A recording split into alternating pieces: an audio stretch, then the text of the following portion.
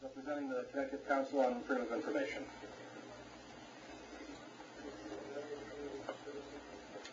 No.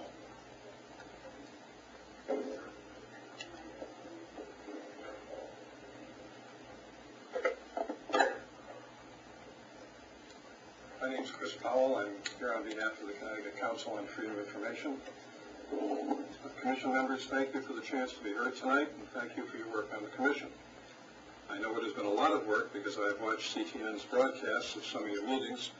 Watching those meetings, I wondered whether you could ever fully inventory all the rules, policies, and practices that exclude the public from its courts. Whether you have completed that inventory or not, I fear that you will have wasted your time. For Connecticut's judiciary has declared from the top and continues to declare that you can do anything you want, that the governor can do anything she wants, and that the General Assembly can do anything it wants, but that the courts themselves will continue to be both the authors and the judges of their own procedures.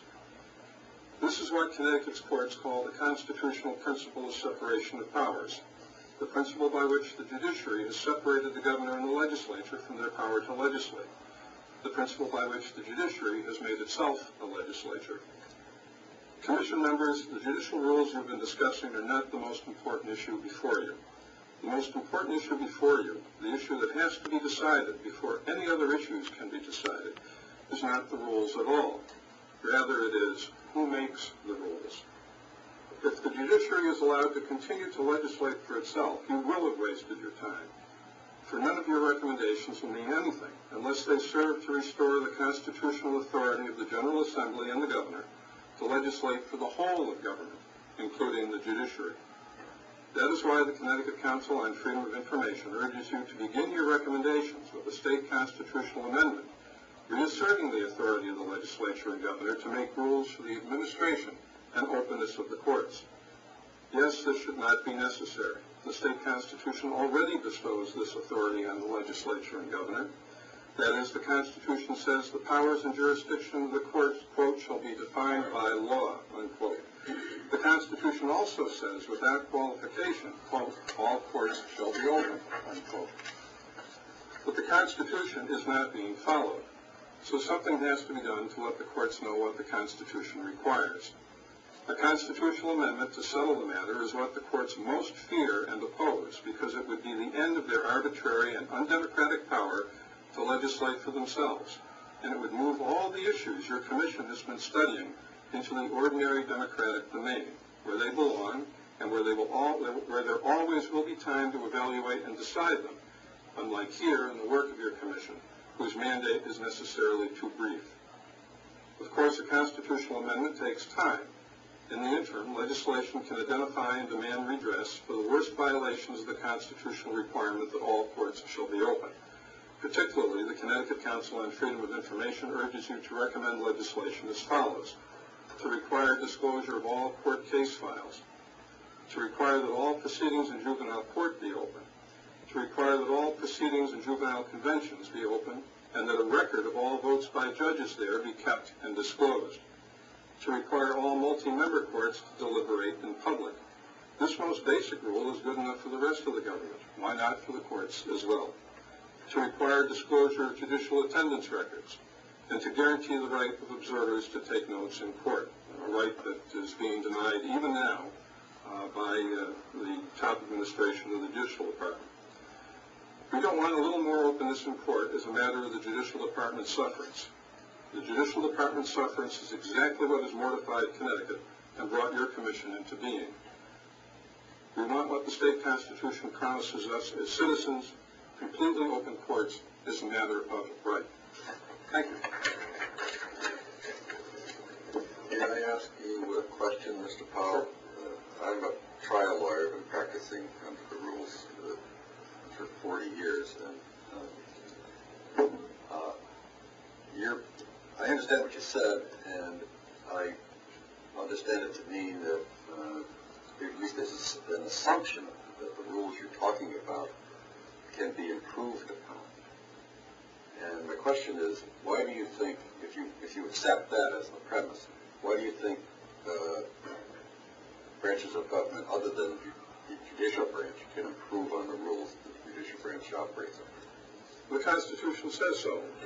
The provision of the state constitution that establishes the judiciary is the shortest provision of any provision that establishes a branch of government. That's because the Constitution does not really give the judiciary any authority. It simply establishes the Supreme Court, the Superior Court, and such other courts as the governor and legislature may establish, and then it says the powers and the jurisdictions of these courts shall be defined by law. That is how we do it. We do it through the democratic process, through the elected officials. It's the elected officials who make laws and regulations. Somehow in the state, that has been perverted. The judges now meet in secret conventions, or until recently met in secret conventions, and they made regulations and rules and procedures in secret, and they published them when they wanted to. That's not how the Constitution says we should be doing these things. The courts are not a legislature, yet they are legislating, even as they are lecturing us about the separation of powers. I would like to know, maybe Judge Keller can tell us, where do the courts get this legislative authority? Thank you. And that is a delegation of authority? Well, that's some legislative authority for it, but the history of the case law that's come down in the last 50 or 60 years ago actually rules that the way they can call the court is derived common law prior to the Constitution of 1818 and also since the Constitution of 1818. In the leading case that goes over the history of the rulemaking power of the courts and how it was bestowed on the courts is a case called Ingrate de Tillo. I don't have the site in front of me right now. 5114, that statute that I mentioned, provides that the Rules Committee holds public hearings, which the Rules Committee always does.